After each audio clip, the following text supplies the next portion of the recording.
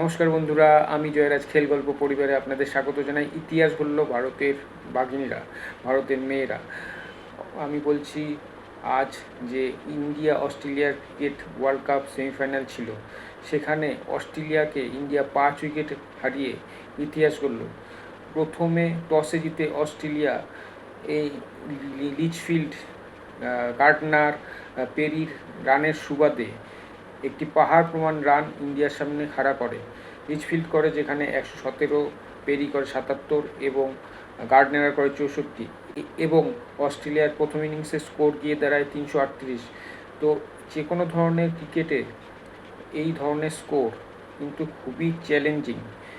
সেটা কিন্তু অসাধ্য সাধন ইন্ডিয়ান মেয়েরা করে দেখালো এবং আমাদের মুখে হাসি ফোটালো। আমি কী ভাষায় তাদের প্রশংসা করব আমি নিজেও জানি না। মানে এত ভালো খেলেছে আজকে, অবিশ্বাস্য খেলেছে, দুর্দান্ত খেলেছে এবং ভয়ডরহীন ক্রিকেট খেলেছে।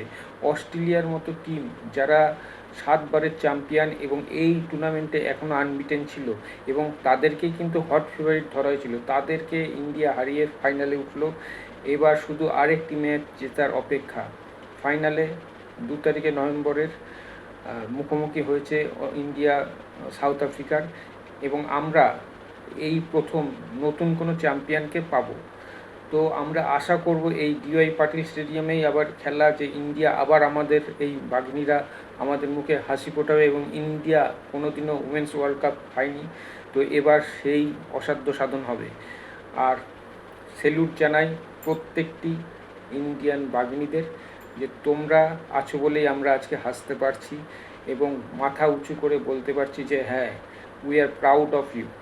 তোমাদের এই অবদান আমরা ভুলব না। জেমাইমা, তিনি করেছেন 127 রান, হরমনপ্রীত করেছেন 86 রান।